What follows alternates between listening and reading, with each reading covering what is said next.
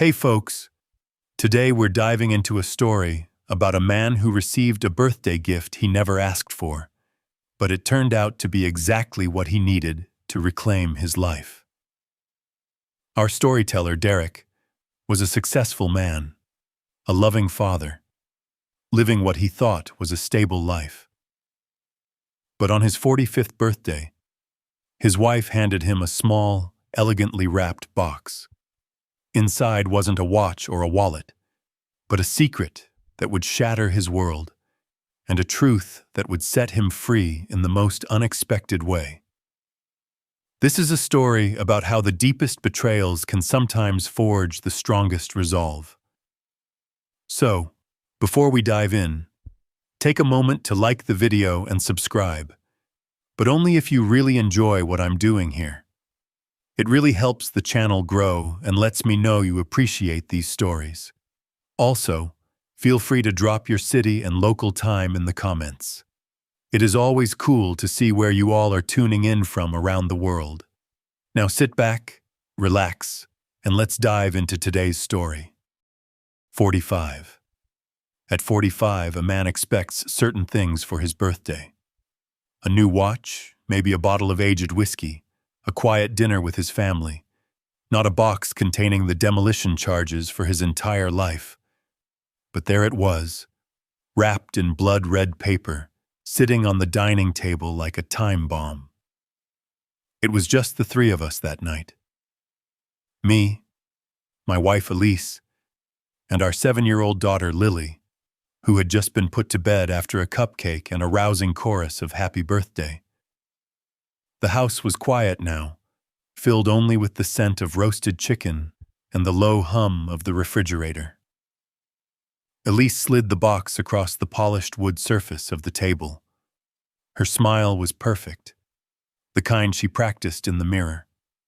It was the same smile she gave clients, neighbors, and the PTA board. For 17 years, I had thought that smile was reserved for me. It took me 16 of those years to realize it was a mask, and another year to figure out what was hiding behind it. "Happy birthday, honey," she said, her voice smooth as silk. "I got you something special, something to remember." My life on paper was the American dream. I was a branch manager at a reputable bank, a position I had worked tirelessly to achieve. We had a beautiful 2-story house in a green, leafy suburb, the kind with a 2-car garage and perfectly manicured lawns. And I had Lily, my sweet, bright, funny Lily.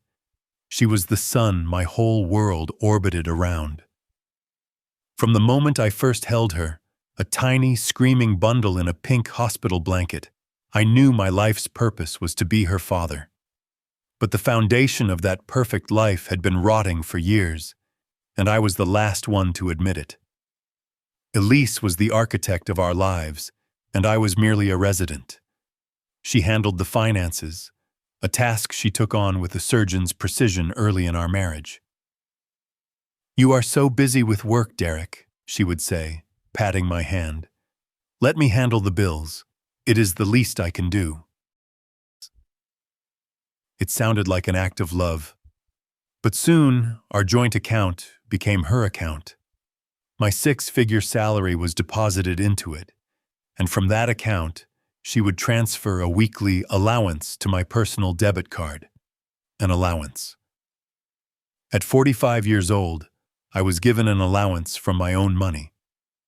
When I tried to push back once, wanting to buy a new top-of-the-line gas grill, she had produced a spreadsheet, showing me in condescending detail how my impulsive purchase would throw off our 5-year plan. I dropped it. It was easier than arguing. My mother saw it. "She holds the purse strings a little too tight, doesn't she, son?" she had asked me over the phone last Christmas. I had defended Elise, of course. "She is just good with money, Mom. She is planning for our future, for Lily's college." But my mother's words stuck with me, another small crack in the facade. She had always been a good judge of character. My own doubts had started as whispers, faint and easy to ignore. They started around the time Lily turned 5. We were at a park, and I was watching her play on the swings. Her eyes, a startling, beautiful shade of sapphire blue, caught the sunlight, and a thought, unbidden, slipped into my mind. No one in my family had blue eyes. Not my parents, not my grandparents. Elise's eyes were a warm hazel. When I had casually mentioned it later, Elise had laughed it off. "Oh, recessive genes. Maybe some great-great-uncle of yours was a Swedish sailor." She was so quick, so confident in her explanations. Then there were other things. Little inconsistencies that felt like a stone in my shoe. Elise once mentioned an old coworker from a job she had before we were married. His name was Mark. "He was so ambitious," she had said, a strange, nostalgic light in her eyes. "Wonder where he is now." The comment felt out of place, too charged with emotion for a simple former colleague. I later found an old company photo while cleaning the attic.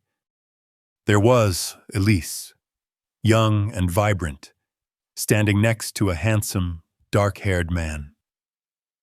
Mark. The way he was looking at her was not the way a colleague looks at another. The real alarm bell rang when I was doing our taxes 2 years ago. I was going through old credit card statements, and I found a charge for a hotel.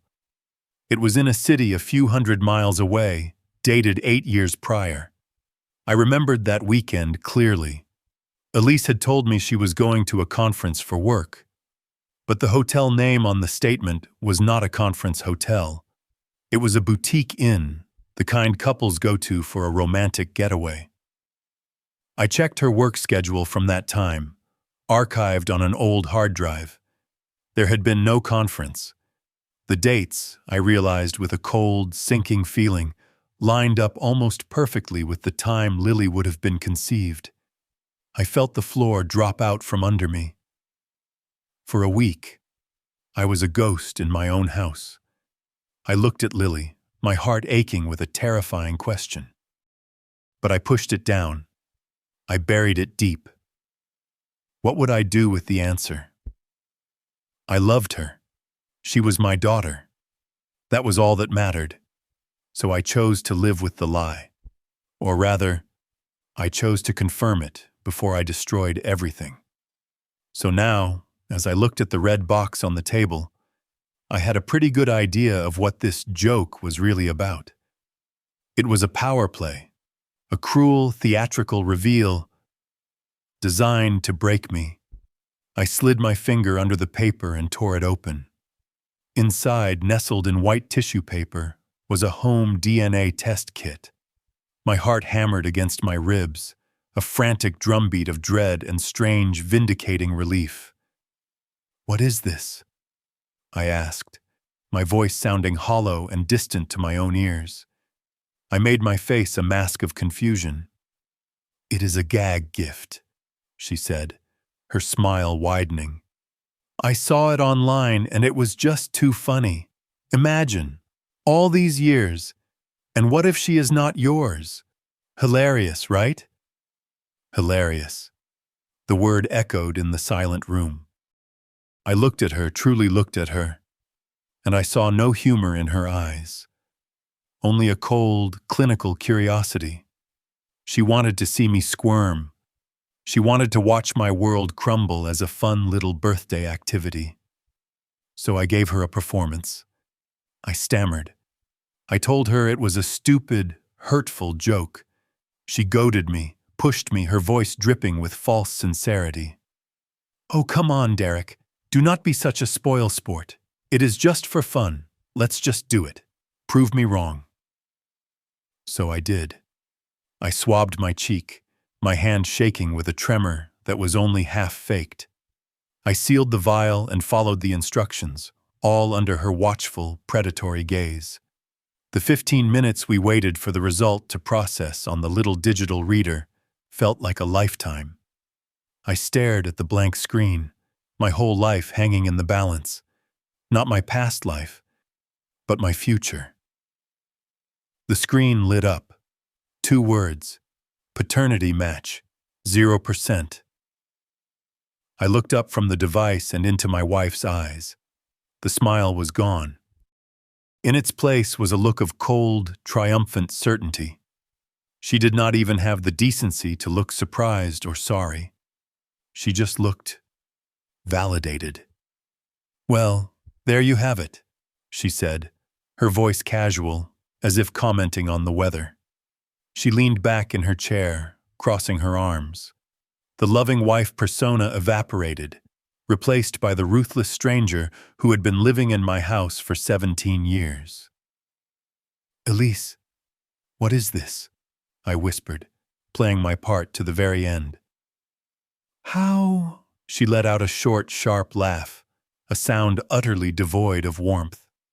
"Oh, Derek, you are a good man, a stable provider, a decent father, but you are predictable. You never look beyond the surface." And then came the line that she must have been waiting to say for years, the final twist of the knife. "I always knew you were not man enough to ever suspect a thing." I let my face crumple. I put my head in my hands, my shoulders shaking. I wanted her to see a broken man. I wanted her to believe she had won, that she had all the power. Because over the next few months, her overconfidence would be the single greatest tool I had. She looked at my shattered expression and felt powerful. She had no idea she had just handed me the key to my own cage. The gift was not the DNA test. The gift was her confession, her arrogance. And I thought to myself, my mind suddenly clear and sharp as glass, that's exactly what I needed. That night, I slept on the sofa in the living room. Or rather, I pretended to sleep. I lay there in the darkness, listening to the sounds of the house. I was not a victim. I was a prisoner who had just been slipped the map to the exit. The game had been rigged against me for years, but the rules had just changed. She thought she was starting a war. She had no idea I was about to end it. For the first time in a long time, I did not feel broken. I felt a cold, hard resolve settle deep in my bones. The next morning, when she walked past me with a look of pitying contempt on her face as I lay on the couch, I just stared at the ceiling. The performance of a lifetime had begun. The first few days after the birthday bombshell were a masterclass in psychological warfare. I was the designated victim, and Elise was the reluctant yet firm executioner. I maintained my residency on the living room sofa. The springs dug into my back, a constant, nagging discomfort that kept my senses sharp. In the mornings, she would walk past me on her way to the kitchen, sometimes pausing to look down at me with an expression of pity so manufactured, it was almost comical. "Derek, we need to talk about this," she would say, her voice calm and reasonable. "We have to be adults for Lily's sake." For Lily's sake. She used our daughter's name like a shield, a justification for her own treachery. I would just grunt in response, pulling a blanket over my head to complete the picture of a man in utter despair. What she did not know was that in the quiet hours of the night, while she slept soundly in our marital bed, I was not mourning. I was studying. I was planning. My real journey had not started with the DNA test. It had started a year earlier, with a piece of paper I almost threw away. I was in the garage cleaning out old file boxes. It was a mundane Sunday task, shredding old receipts, tax forms from a decade ago. I came across a stack of credit card statements from 8 years back. As I was about to feed them into the shredder, one charge caught my eye. "The Willow Creek Inn," it read. The amount was for a 2-night stay, I knew that name. It was a high-end, romantic inn in the wine country, a few hours' drive from us. The date on the statement was from a weekend when Elise had told me she was attending a mandatory marketing conference in the city. A cold dread, familiar and sickening, washed over me. I went to my office and pulled up my old digital calendars. No conference was listed for that weekend. I searched my email archives for any mention of it. Nothing. Then I did something I had never done before. I logged into our shared cloud photo storage and went back 8 years. I found the album from the month after that trip, and there it was. A photo of Elise at a company dinner. She was standing next to her old colleague, Mark. He had his arm around her, and they were both laughing, their heads close together. It was a picture of intimacy, not professional courtesy. My mind flashed to the hotel bill, the fake conference, the conception timeline of our daughter. The pieces of the puzzle, which I had been subconsciously collecting for years, clicked into place with horrifying clarity. That night, I did not sleep. I sat in the dark and felt the 17 years of my marriage reconfigure themselves in my mind. Every excuse, every late night at the office, every business trip was now cast in a new, sinister light. The love I thought we had was a lie. The family I thought we built was a sham. But my love for Lily was real. That was the one truth I held on to. And for her, I could not just explode. I could not just confront Elise and have a screaming match that would tear our family apart in the most brutal way. No. This required precision. This required a plan. The next week, I took a personal day from the bank. I drove to a different town, to a small, unassuming office above a laundromat. The sign on the door just said, Frank Miller Investigations. Frank was a recommendation from a college friend who had gone through a messy divorce. He was an ex-cop in his late 60s, with tired eyes that had seen everything and a handshake as firm as granite. I told him my story. He listened without judgment, nodding occasionally. When I finished, he just said, "The truth is usually messy, son. And expensive. Are you sure you want to pull on this thread?" I told him I had to. I needed to know everything. Over the next 6 months, Frank became my confessor. He was methodical, discreet, and worth every penny. He sent me weekly encrypted emails. He uncovered that Mark had left the company a year after Elise did, but they had stayed in touch. Frank found social media posts, old photos they were both tagged in, showing a long history. He pulled travel records. Mark had flown into a small airport near the wine country on the exact Friday of Elise's conference. He had flown out that Sunday. The final report Frank gave me was a thick folder containing photos, timelines, and financial records. The evidence was irrefutable. Elise and Mark had not just had a one-time fling.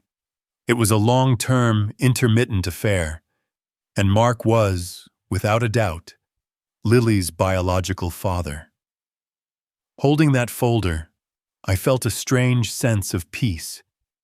The uncertainty was gone. Now I knew what I was fighting. But the evidence of the affair was only one part of the plan. A nasty divorce would still leave her with half of everything I had worked for. Our house, my 401k, my savings. She would take half of it and use it to build a new life, probably with him, and I would be left paying for it. I could not let that happen. My next visit was to a lawyer. Not just any lawyer, but a shark. A woman in the city who specialized in high-value asset protection.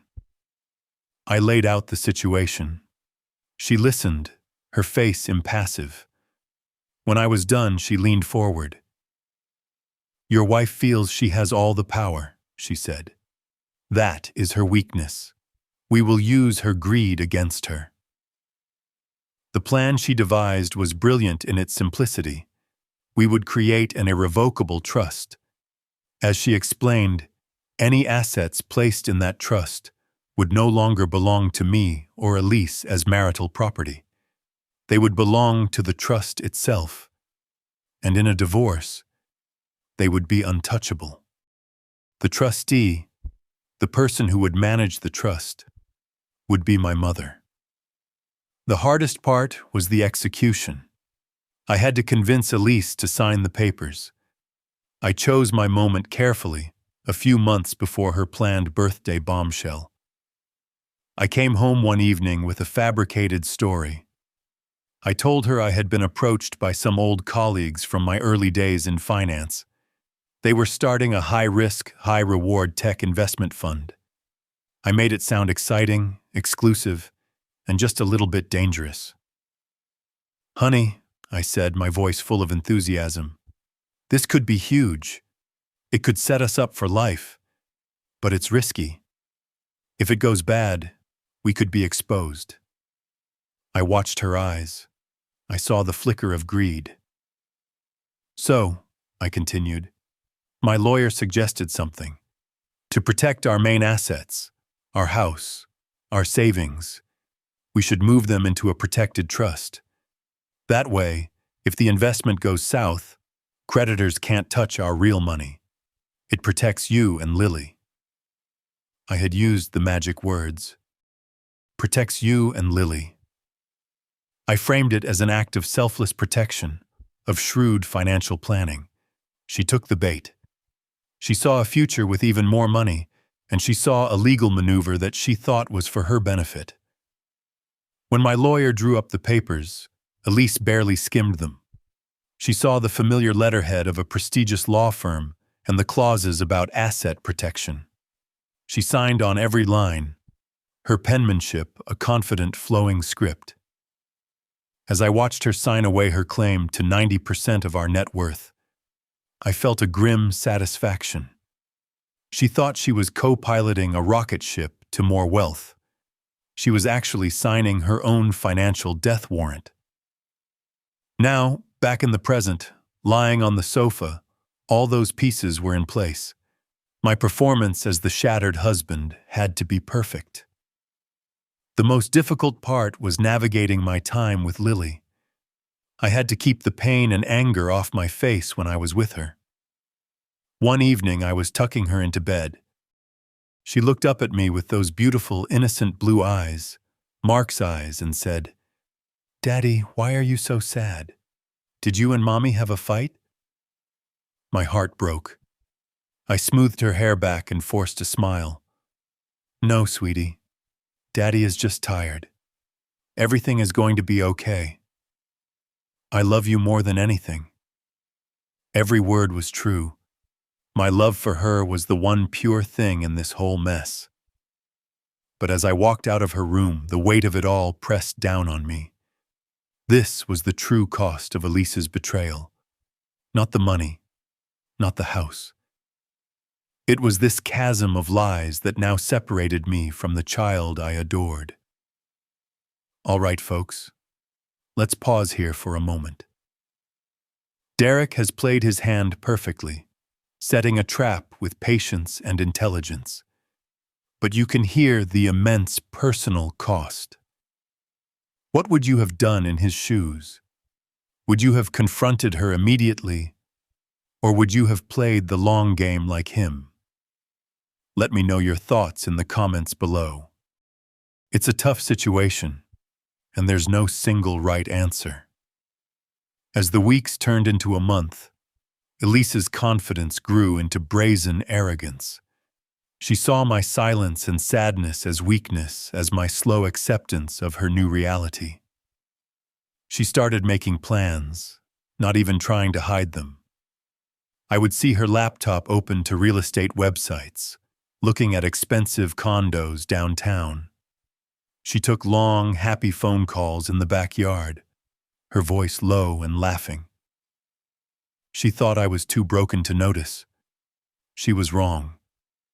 Every careless act, every smug smile was just another nail she was hammering into her own coffin. I continued to play the part of the ghost in my own home, haunting the living room sofa, counting down the days until her lawyer would contact mine. I had Frank's file locked in my desk at the bank. I had the trust documents in a safe deposit box. She thought the game was over. I knew it was just about to reach the checkmate. The official start of the end came 2 weeks later. Elise approached me as I was making coffee in the kitchen. The first civil conversation she had initiated since my birthday. She was dressed in a sharp business suit, a stark contrast to my worn-out sweatpants and t-shirt, the uniform of my feigned depression.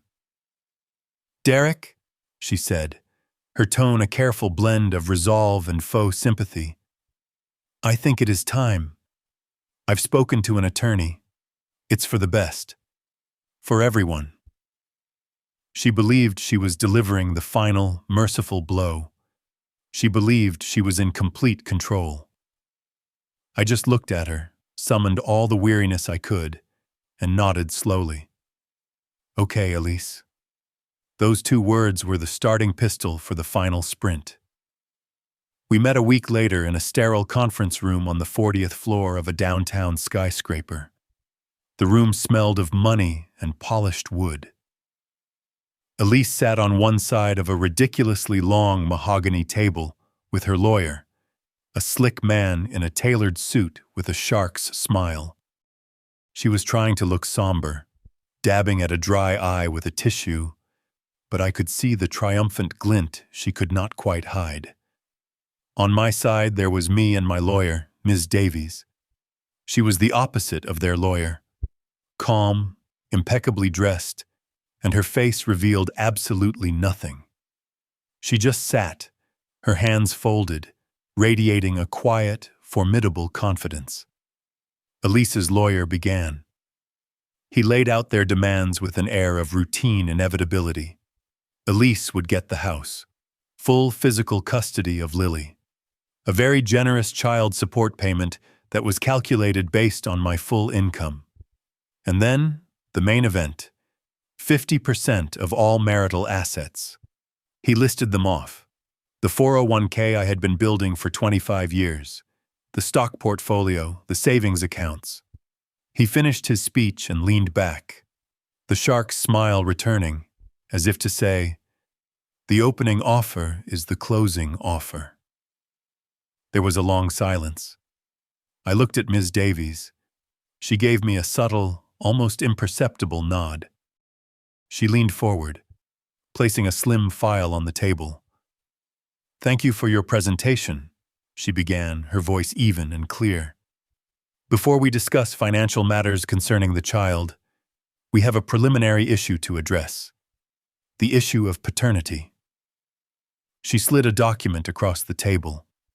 It was a notarized copy of the DNA test result, the one from my birthday. "As you can see from this test, which your client so thoughtfully provided, Mr. Henderson is not the biological father. Therefore, the issue of child support is, legally speaking, moot." I watched the color drain from Elise's face. Her lawyer's smile faltered. He cleared his throat. "This is unexpected, but the division of marital property remains." "Let's talk about that," Ms. Davies continued, her voice never changing its calm rhythm. She opened a second, much thicker file, Frank's file. In this state, while it is not a 50-50 state by mandate, the court does consider marital misconduct, such as adultery, when determining an equitable distribution of assets and alimony. Elise stiffened. Her lawyer shot her a sharp look. "My client denies any such—" Ms. Davies cut him off, not by raising her voice, but by simply placing a photograph on the table. It was a picture of Elise and Mark, having lunch at a cozy restaurant, her hand resting on his. "Does your client deny knowing a Mr. Mark Stanton?" she asked. Another photo. Elise and Mark entering the Willow Creek Inn. Does she deny being at this location on these dates? Ms. Davies listed the dates of the fake conference. Dates which, I might add, coincide with hotel and airline records we have for Mr. Stanton being in the same location. Elise was white as a sheet. She stared at the photos as if they were venomous snakes. The slick lawyer was speechless for the first time. He was shuffling papers, his confidence shattered. He finally managed to stammer, "Even so, even with this, the assets accumulated during the marriage, the house, they are still marital property." He was grasping at straws, trying to salvage something. This was the moment, the final crushing blow. Ms. Davies slid a third file folder across the table. It was thicker than the other two combined. "That would be true," she said, "if those assets still existed as marital property." She opened the file, revealing the top page of the irrevocable trust agreement. "Several months ago, your client co-signed this legal document, creating the Henderson Family Trust. In it, she willingly and with full legal counsel available to her, signed over her interest in the primary assets, including the house and all major investment accounts, to the trust for management and protection. The trustee is Mr. Henderson's mother. These assets, gentlemen, are no longer on the table. They belong to the trust." She then slid a final piece of paper over. It was a bank statement showing the balance of our old joint checking account, the one Elise still controlled. It had less than $5,000 in it. "This," Ms. Davies said, "is the extent of the remaining marital property to be divided." The silence that followed was absolute. It was so quiet I could hear the hum of the city traffic 40 floors below. Elise's lawyer stared at the document, his mouth slightly open. He knew what it meant. He knew he was beaten. Elise looked from the papers to me, her eyes wide with disbelief and dawning, horrified understanding. The mask of the victim, the confident manipulator, it all disintegrated at once. "You!" she hissed, her voice trembling with rage. "You planned this. You tricked me." "You signed the documents, Elise," I said, speaking for the first time. My voice was quiet, but it cut through the room. "You were so sure you held all the cards. You never bothered to read them." She lunged across the table, screaming, a torrent of insults and threats. Her lawyer had to physically restrain her.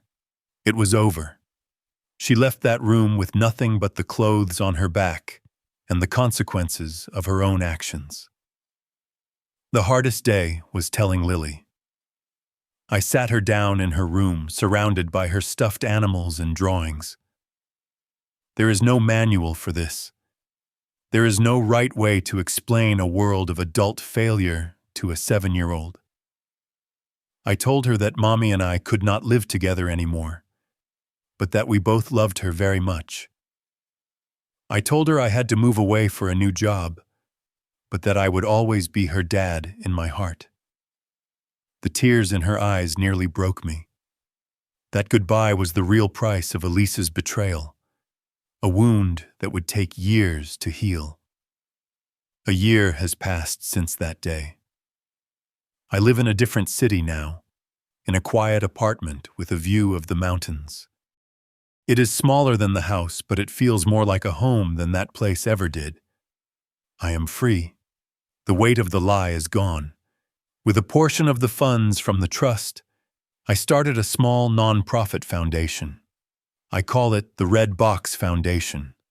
We provide legal resources and emotional support for men who have been victims of paternity fraud. We help them navigate the legal system and find the strength to rebuild. It is my way of turning the ugliest chapter of my life into something positive. That red box Elise gave me on my 45th birthday was meant to be my prison, a final declaration of her power over me, but she was wrong. It was a key. It was a gift. It was the brutal, painful, necessary truth that forced me to finally stand up and fight for my own life. I learned that trust, once shattered, can never be perfectly mended. But from those broken pieces, you can build something new, something stronger, something that is truly your own. Wow. What a story of betrayal and calculated justice. Derek turned his deepest wound into his greatest strength, and that is a testament to the human spirit. He played the long game, not just for revenge but for self-preservation, and ultimately for a new beginning. Thank you so much for joining us for this story today. If it resonated with you, please hit that like button, subscribe to the channel, and ring that notification bell so you do not miss the next one. Your support means the world, and please share your thoughts in the comments. I read as many as I can. We have got plenty more stories for you to check out on the channel. Until next time, take care of yourselves and each other. See you in the next one.